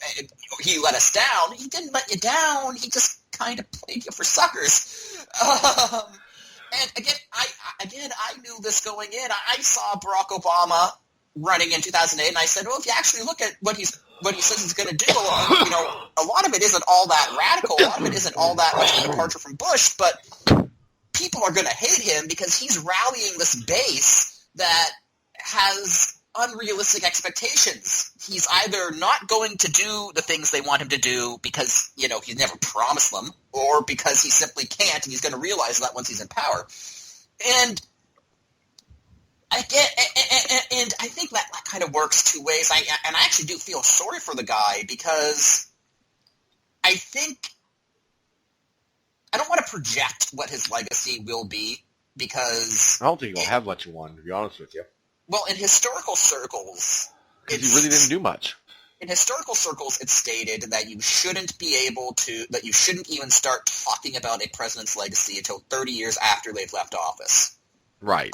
Right now, American history academics are only now starting to talk about Reagan's legacy because it was just simply seen as too soon before, this current time period to actually talk about Reagan. It was seen as too recent. Right.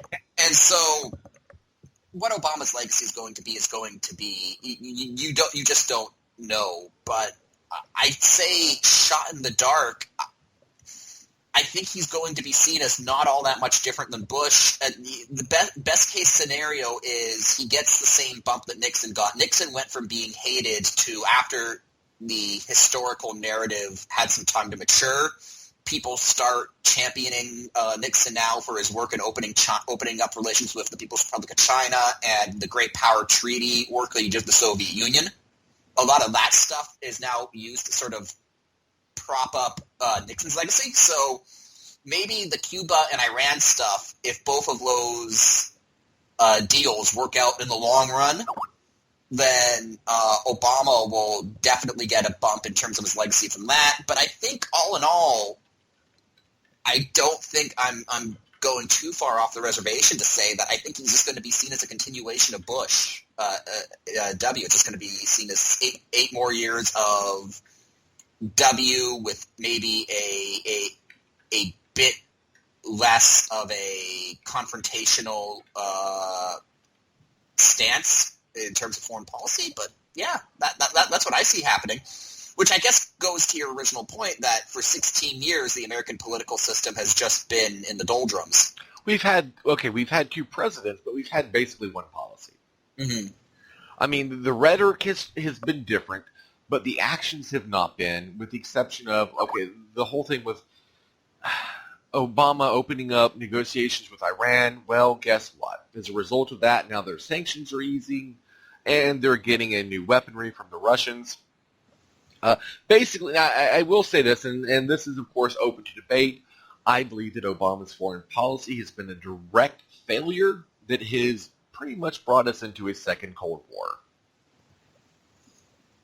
That's my personal thinking on that. Mm-hmm. And it's not, I mean, can I sit here and say, oh, well, if McCain or Romney had won, or a generic Republican candidate, insert name here, had won, would it have turned out differently? President Herman Cain would have saved us. Right? I mean, I can't sit here and say, okay, well, this wouldn't have happened if so-and-so had been elected. Who knows? It may have been worse. It may have been better. I don't know. But I do think that this whole thing of opening up talks with Iran basically has enabled Iran to fill in the power vacuum that we kind of left behind when we kind of pulled back from the region, and it has allowed the Russians to come in and kind of sweep them in under their sphere of influence. What I think people don't understand is, when they're like, oh, well, these nations have a right to self-determination, the U.S. doesn't have a right to go in there and tell them what to do. Okay, but if we don't, someone else is. And what you see right now is Russia doing that same thing. They're coming in there now, and they're doing the same thing. I'm going to kind of go on that America as a policeman thing, and a lot of people who know me on the CCSLC forums, where we primarily host the show, a lot of people who know, I guess, my politics and what my opinions are regarding, I guess, the United States and American history might be surprised to hear this, because when I was in university, I wrote 3 separate papers basically trashing the United States for its dismantling of the British Empire post-World War II. But the United States has inherited Britain's role in the world. Like, if you look at what Britain's role in the world was from, say, 1815, the end of the Napoleonic Wars, up through 1945, the end of the Second World War, the United States inherited that role.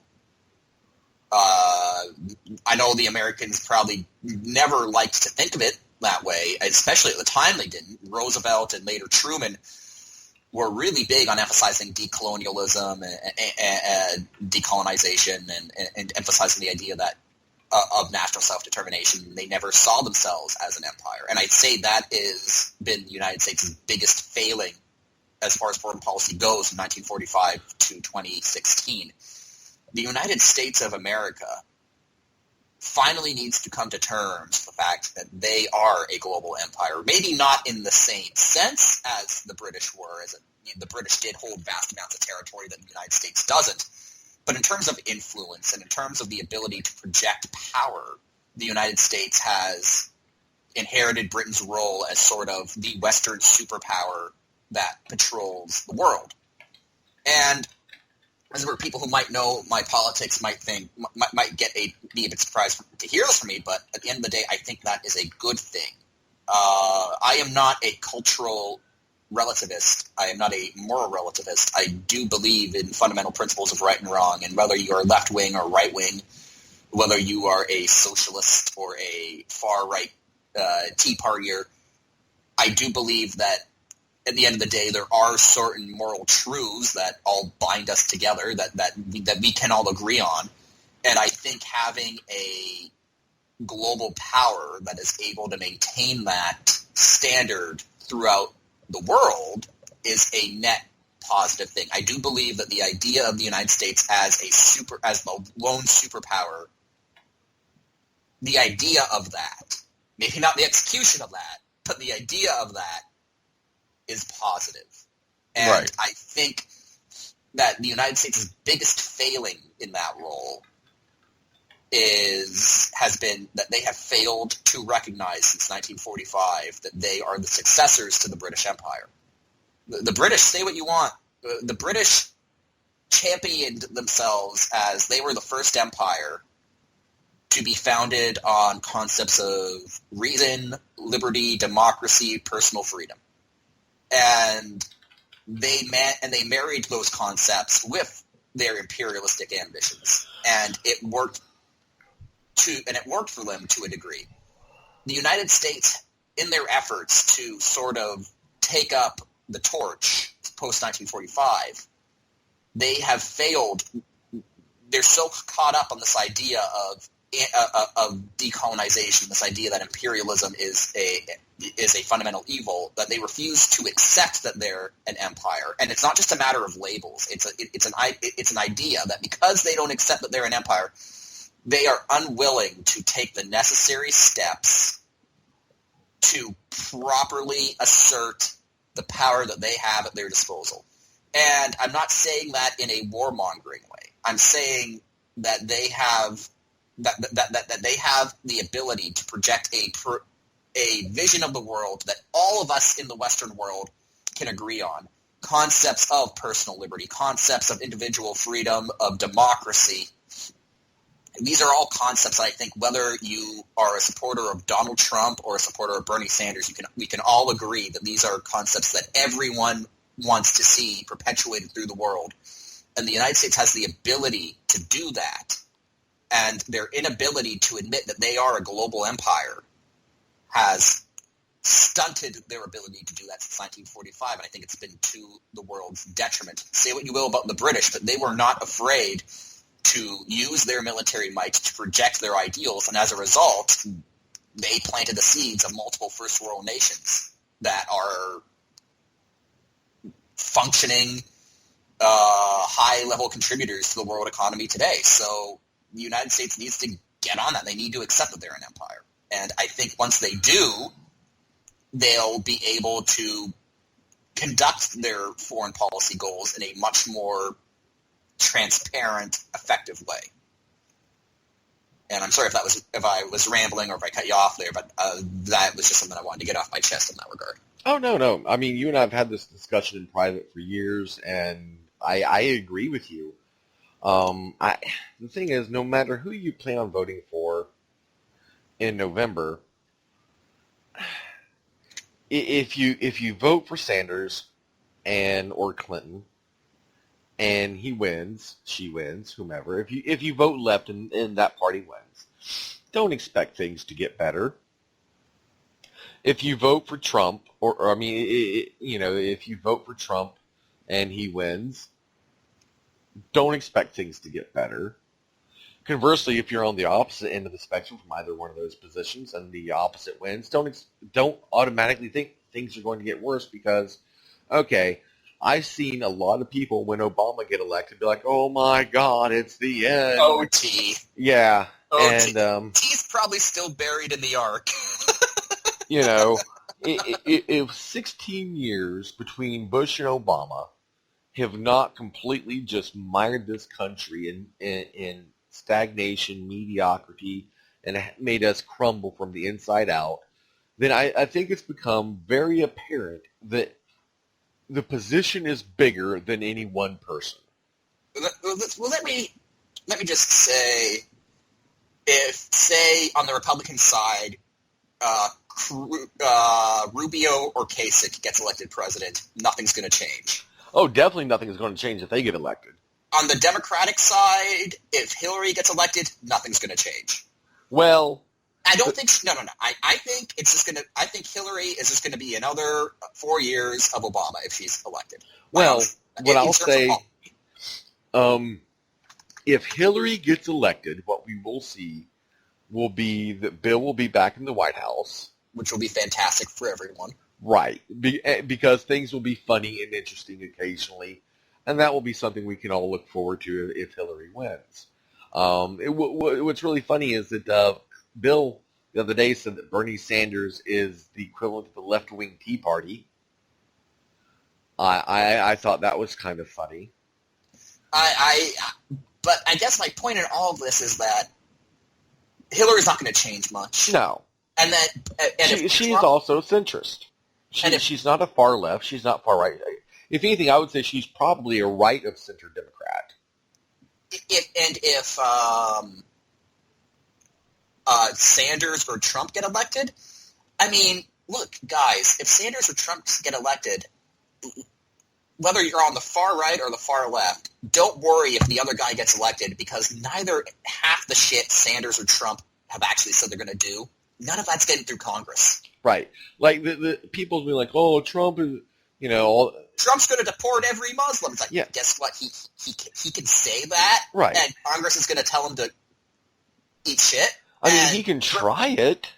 Bernie has said that he's going to break up the banks, and he's going to break up the banks, and he's going to try to put that through, and he's going to try to have universal undergrad in the United States. Which isn't okay. The latter thing is admirable. I don't disagree with that.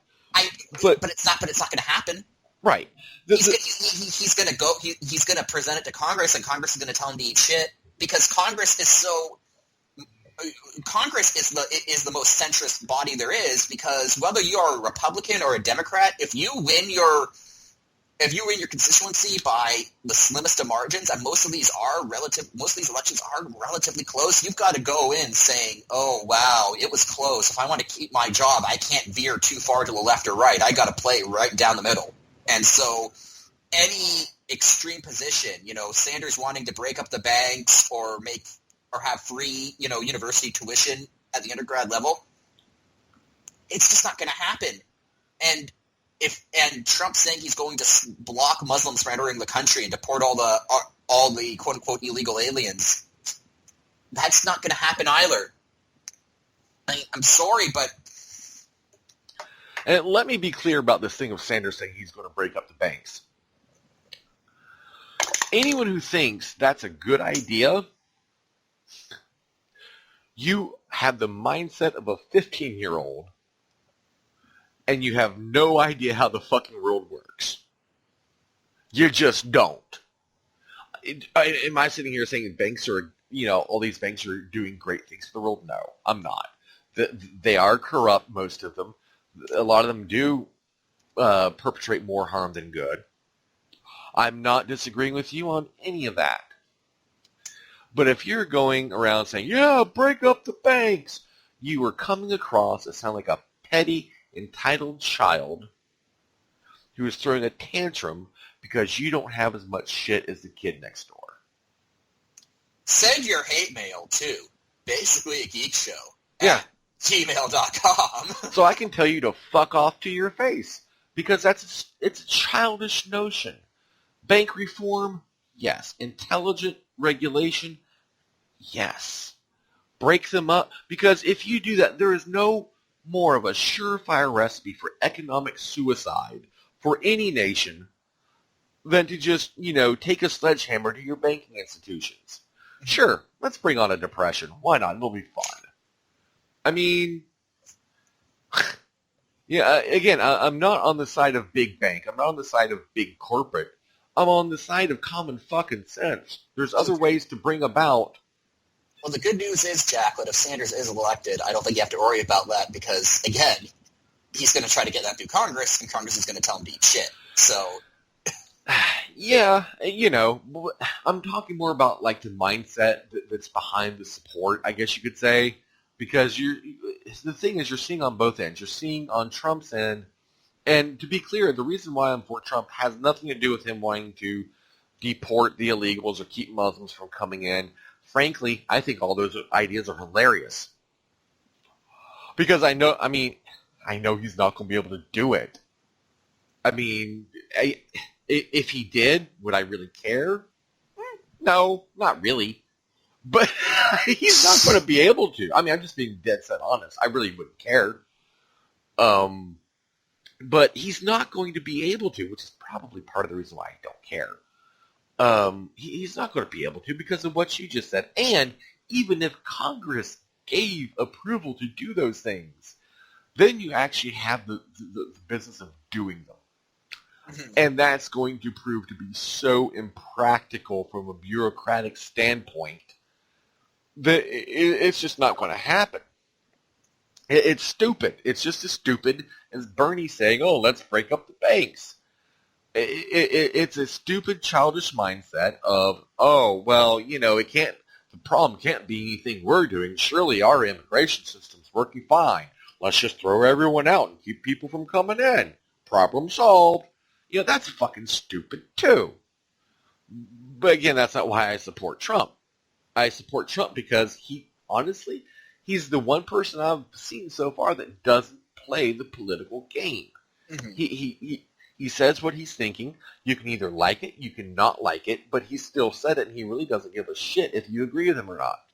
Mm-hmm. And the other reason I like him, because if you're a liberal and you're pissed off at Trump, there's someone else who's probably even more pissed off at him.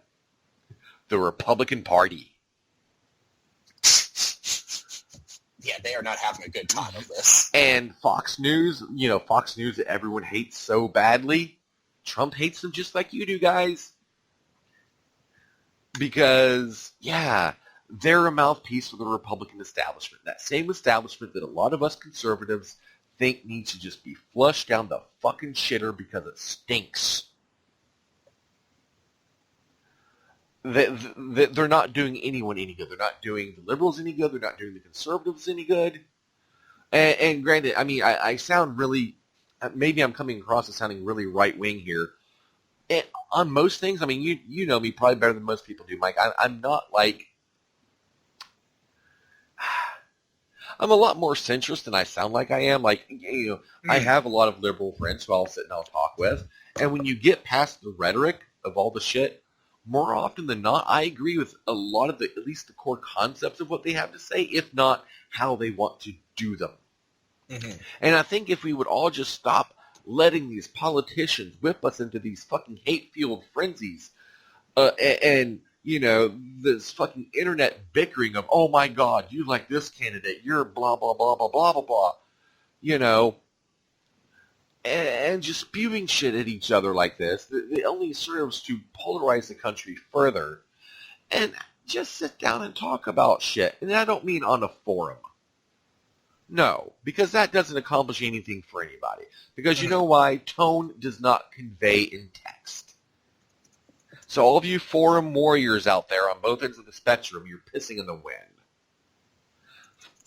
Text does not convey tone. I don't care how good of a writer you think you are or how good of a writer you actually are. Mm-hmm. Text does not convey tone in a meaningful fashion. You are not going to have a meaningful bilateral exchange on significant socioeconomic issues in that medium. You're just not. Listen to each other in person. Talk to each other in person about things. And fucking leave the other shit at the door. Indeed. You don't want to become like certain people we know who got so wrapped up in a political ideology that they literally turned from a pretty cool guy to argumentative asshole. And that's not even a comment on their politics. That's just... Yeah, no, that's just them in general. Yeah, I mean, goddamn Funk. Come on. What's really funny, when Mike and I were running our World of Warcraft guild, the 2008 election, Obama wins, and we had, okay, now keep in mind, T, who was a member of the considered himself a part of the Tea Party movement. Now, before all of you guys start booing and hissing, this is back before the religious right hijacked them. This was back when it was purely an economic movement, a pure fiscal conservative movement. It didn't have the gay hatred and all this other shit thrown into it like it does now. But he was a member of the Tea Party. He was also a damn fine take. Yeah, he's a very good take. But Obama wins, and I swear to you, Mike and I heard him both heard him, and he was just fucking despondent when Obama won. And I'm sitting there, and I'm just fucking slamming back beers. And I'm just fucking, I was probably about as shit-faced as I am now. I'm just like, shit happens. It'll be fine. Ain't nothing going to get erased off the map. We'll be okay. Flash forward 4 years later, Obama wins a second term, and another, one of our healers at the time, Kelderost, he started crying. He started crying. He started crying on Vent Ron. We need to call T and tell him to make room in the vent in the arc. And it's just like, dude, come on, man. It's like, I guess this is the death of America. and to be fair, America, you're not the only ones who overreact like this. I was reading reactions to the Conservatives winning in the UK general election last year, and you had Labour supporters who were like, I'm legitimately terrified for the future of this country. Like, really? No. Here's the thing that everyone, conservatives and liberals, we all need to think about. And I'm talking about myself too, because I can get, as you guys heard earlier, I can get caught up in myself too, just like y'all can. But the thing that we all need to take into account is when a politician on either end of the spectrum says, we need to insert outlandish idea here, either A, throw all the brown people out, or B, take all these people that give us money to, buy cars and homes and start businesses and toss them out. Whenever someone starts talking crazy shit like that on either end of the spectrum, sit there and think, 2 steps removed. Okay, well, if I vote for him and that happens, what's going to be the effect of that? Mm-hmm. What's going to happen? Mm-hmm.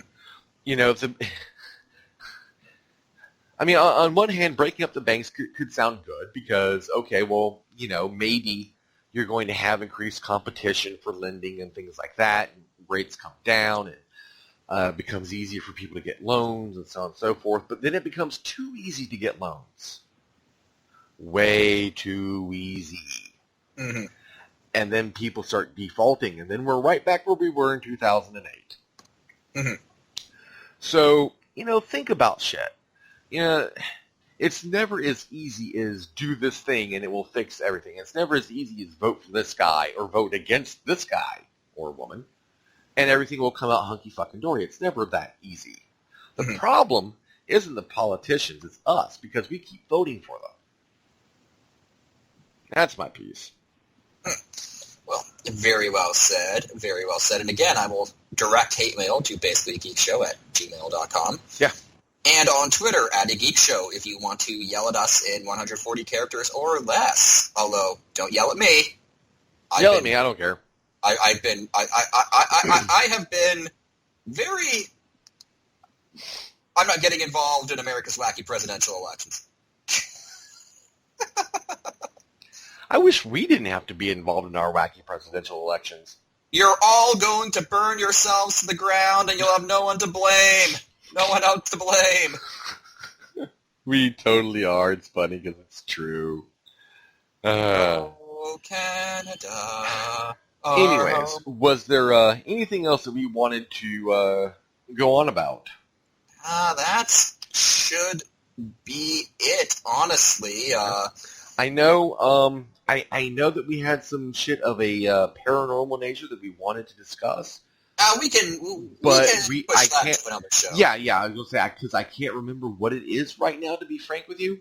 I'll drop a spoiler for the next basically a sports show. We're going to get paranormal. Yeah. And we're going to talk about black holes. That should be fun. And Black holes, that's right. What was it about black holes? they discovered something coming out of a Oh, black right. Yeah. That's not supposed to happen. That is not supposed to happen, so that'll be fun. And not sure. And again, I don't want to promise anything, but we're going to try to get Greg on for that. He last night basically said anytime we're doing a paranormal thing to check to see if he's available. So we're gonna check in on Greg, and maybe he'll join us as we talk about black holes and aliens and all that weird kind of crap. But I guess tonight got a bit of the political talk. Next week's basically a geek show where we have a paranormal bit, because that's just how things at Bags work now. Indeed. So for Bags 63, or as I'm going to alternatively call it, Season 2, Episode 1, this has been Mike for Jack, signing off. Mazel tov.